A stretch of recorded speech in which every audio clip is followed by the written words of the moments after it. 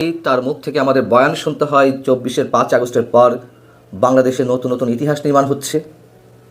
সাম্প্রতিক সময়ে তিনি বলার চেষ্টা করছেন যে বাংলাদেশ ৫ আগস্টে বর্বরতা থেকে সভ্যতার যুগে প্রবেশ করেছে। ইতিহাস থেকে নির্মাণ হচ্ছে, তিনি একেবারে খারাপ কিছু বলছেন তা নয়, তবে সেই ইতিহাসগুলোই আসলে বর্বরতার, সেই ইতিহাসগুলোই আসলে কলঙ্কের। কেন এই কথা নতুন করে বলছি? আপনারা হয়তো এরই মধ্যে একটি অমানবিক সংবাদ শুনেছেন। বাগেরহাট সদর উপজেলার ছাত্রলীগের সাবেক সভাপতি জুয়েল হাসান সাদ্দাম, তিনি যশোর কারাগারে বন্দী আছেন ৫ আগস্টের পর থেকে। কিন্তু শুক্রবার তার স্ত্রী এবং একমাত্র শিশু সন্তান, ৯ মাসের শিশু সন্তান, তাদের মৃত্যুর পরেও তাকে প্যারোলে মুক্তি দেওয়া হলো না। পরিবারের আবেদনের পরেও তাকে সামান্য কয়েক ঘন্টার জন্য মুক্তি দেওয়া হলো না। পৃথিবী থেকে চলে যাওয়া তার স্ত্রী এবং সন্তানের মুখটা দেখার জন্য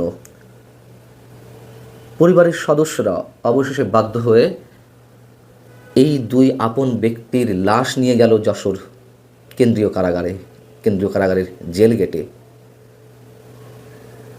৫ বছর আগে সাদ্দামের বিয়ে হয়। তার স্ত্রীর নাম সুবর্ণা স্বর্ণালী। এবং ৫ আগস্ট অভ্যুত্থানের পর গ্রেপ্তার হয়ে সাদ্দাম কারাগারে বন্দী হন। এরপর তাদের একটা সন্তানের জন্ম হয়, একমাত্র পুত্র সন্তান নাজিফ। নিশ্চয়ই সাদ্দাম তার সেই শিশু সন্তানকে একবারের জন্য কোলে নিতে পারেনি।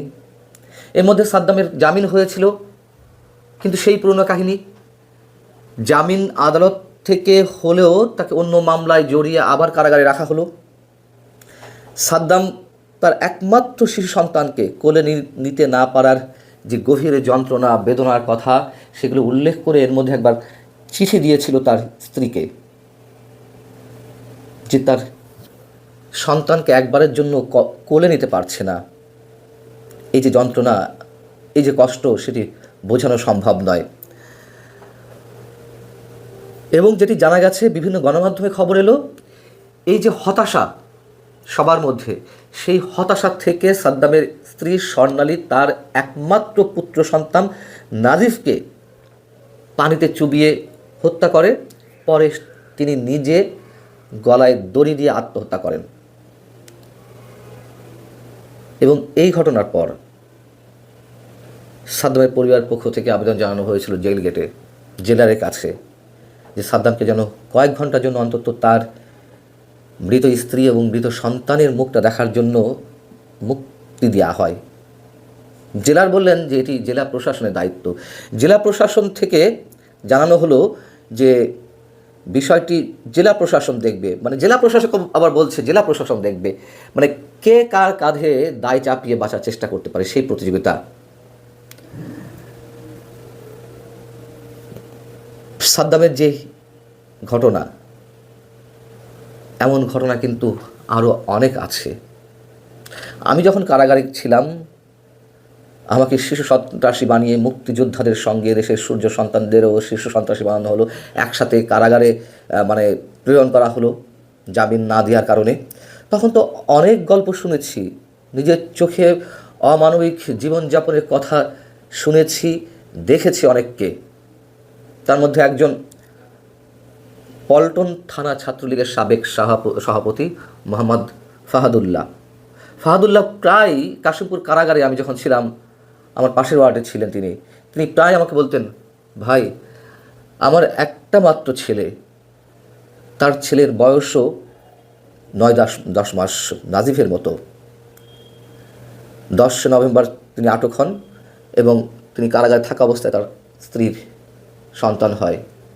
আজ অবধি ছেলেটাকে কোলে নিতে পারেনি এবং সে তার ওয়াইফকে বলে দিয়েছে যে বাচ্চাকে জেল গেটে নিয়ে এসো না, সে সহ্য করতে পারে না। এমন অসংখ্য কাহিনী। যেটা বলতে যাচ্ছি যে জামিনটা তো মানুষের ন্যূনতম আইনগত অধিকার। আমাদের সিনিয়র সাংবাদিক আনিস আলমগীরকে জামিন দেওয়া হচ্ছে না, জামিন না দিয়ে উল্টো আরও একটি মামলায় তাকে জড়িয়ে দেওয়া হলো। এই সরকার নাকি সংস্কার করছে, এই সরকার নাকি ইতিহাস নির্মাণ করছে। এই যে সব ইতিহাস নির্মাণের উদাহরণ, কারাগারে মানুষ যেভাবে মাসের পর মাস, যেমন ফাহাদের কারাগারে থাকার বয়স হয়ে গেছে প্রায় 14 মাস, 4 মাস 5 মাস থাকার পরে হয়তো কারো কারো জামিন হচ্ছে, আবার নতুন নতুন মামলায় জড়িয়ে দেওয়া হচ্ছে। 4 লাখ 5 লাখ টাকা খরচ করে এক এক মামলায় কাউকে কাউকে জামিন নিতে হচ্ছে, ভিটে মাটি বিক্রি করে জামিন নিতে হচ্ছে। লাভ কি?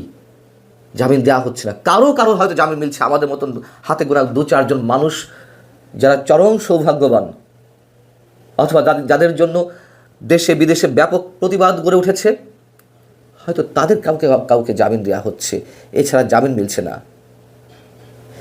সাদ্দামের যেই ঘটনাটি আপনাদের সামনে তুলে ধরলাম, তার এই ঘটনার জন্য দায়ী কে? তাকে দায়ী করব? আইন উপদেষ্টা আর এক আমাদের মহামান্য অধ্যাপক আসিফ নজরুল চিৎকার করে বলেন যে গত 18 মাসে এ দেশে যে সংস্কার হয়েছে তা আর কোথাও হয়নি, এই বাংলাদেশে তো নয়। অসত্য কথা বলারও একটা লিমিট থাকে। তারা এমন সব বয়ান দিচ্ছেন যে পুরো বাংলাদেশকে নাকি উল্টে পাল্টে একেবারে মানে সভ্যতার যুগে নিয়ে গেছে। উল্টে পাল্টে ঠিকই দেওয়া হয়েছে, মুক্তিযুদ্ধের ইতিহাস থেকে শুরু করে সব কিছু পাল্টে দেওয়া হচ্ছে। মুক্তিযুদ্ধের ভাস্কর্য, বঙ্গবন্ধু ভাস্কর্য থেকে শুরু করে মুক্তিযোদ্ধাদের যে ভাস্কর্যগুলো ছিল এই দেশে, সব বেদাত ঘোষণা করা হয়েছে। মানে ইসলামী কথিত ইসলামী দলগুলো তো তাই বলছে, সরকারের ভরকেন্দ্রে যারা রয়েছে। অথচ জুলাই আন্দোলনে যারা নিহত হয়েছেন তাদের আবার ভাস্কর্য করা হচ্ছে, সেটি আবার কোনো বিষয় না। আগেগুলো ছিল মূর্তি, এগুলো হচ্ছে ভাস্কর্য। কবরেরও ভাস্কর্য হয়। গণভবনে যে কথিত জাদুঘর করা হয়েছে, সেখানে কবরের আদলে কিছু জিনিস তৈরি করা হয়েছে, মানে জুলাই আন্দোলনে এত এত মানুষ নিহত হয়েছেন, এগুলো সব সহি।